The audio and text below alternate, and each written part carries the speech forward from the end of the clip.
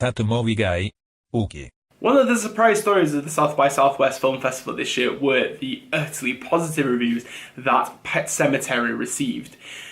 I must say, I'm not a big fan of reboots, reshoots, everything like that within horror. It deeply offends me most of the time, and I don't think I've seen a good horror remake since maybe Zack Snyder's Dawn of the Dead, which I really do like. But regardless, when it comes to Stephen King, we know that he has an abundance of literature that have become TV shows, films, and everything like that. We are obviously going to see the new It this year, which is another good remake, I think personally, even though it was a TV show and the TV show became a movie. And we're here now with the new one, 30 years on since the original film came out in 1989. Pet Sematary is the story of the Creed family. The Creed family moved from Chicago to Maine, and they want to live a nice, quiet, simplistic life in a rural area. Once they are settled in, Ellie comes across the pet cemetery that is living behind their house and befriends their neighbour Judd. Once the family cat dies, they take church towards the pet cemetery, and the next day church is alive. And once this cat is back, things go utterly wrong and their lives are about to change.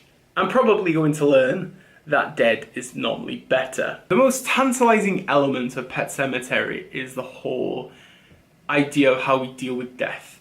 And I think it's a very interesting concept that both parents had different ideas on how death is discussed and what we truly do think that happens once we go beyond.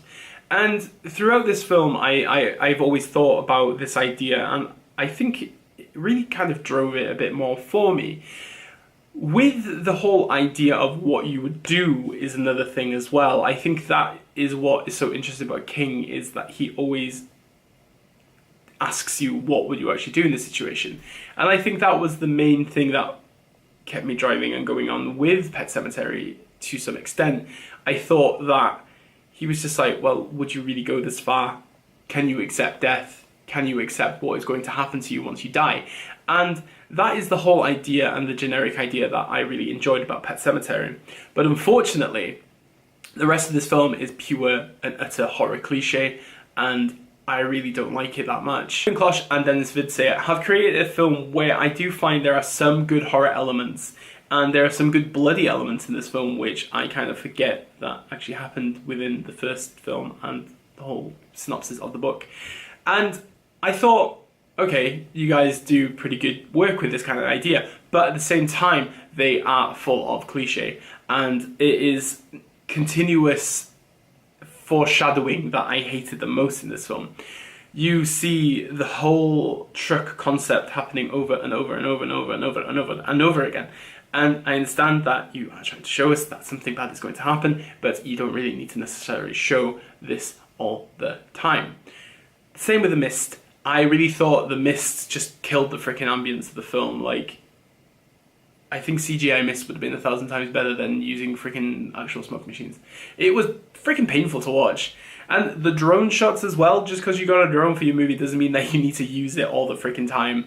You just kind of like killed a lot of seminal moments of drama that had in this film. And there's like one scene in particular I'm talking about, is that something has happened and then this drone shot takes you out of it. It was so unnecessary, and I didn't really need that in my you know, my viewing pleasureness of Pet Sematary. It just didn't need to happen. For 100 minutes long as well, Pet Sematary drags.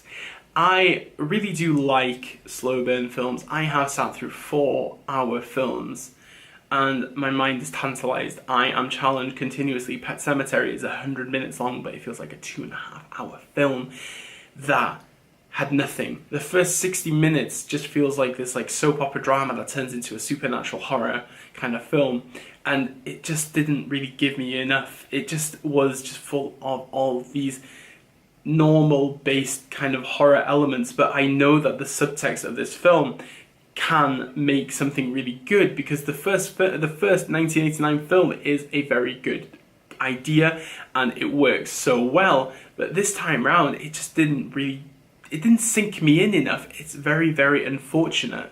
the acting really does help this film and keeps it afloat, I would say. John Lithgow is really good as Judd. I must say, he's like this like old prospector of the town. He knows everything about everything. He has had darker times in his life, and he's let this family into his life and he's accepted them.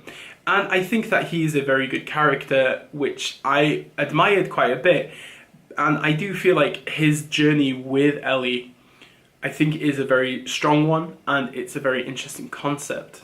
Ellie, played by Jete Lawrence, I think she is a very good actress in this film. She's very young, she plays two characters in a way, and she goes from this very sweet, all-American girl to a sinister, evil child, and I liked it quite a bit.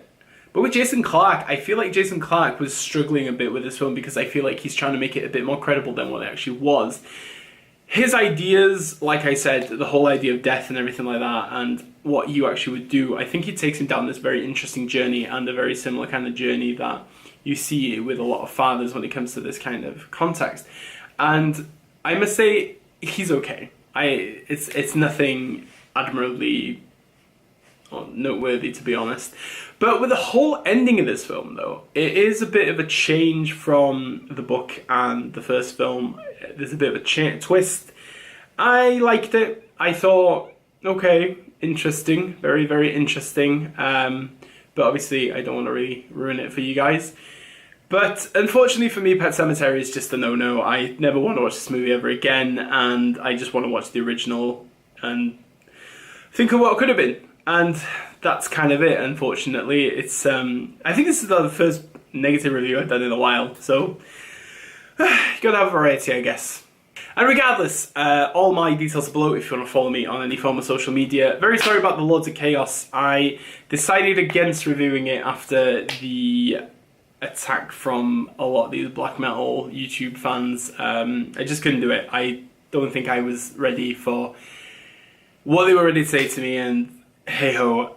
But I do have a review for Harmony Korine's The Beach Bum for you next, so I'm very excited to share that with you guys. As you know, I love Harmony Korine, and it's going to be fun, and I can then repress this whole Pet Sematary debacle. But anyway, as we say on this channel, diolch, danke, obrigado, merci beaucoup, arigato, dankeschön, bitteschön, all the shuns, and obviously, never change, unless you're Pet Sematary.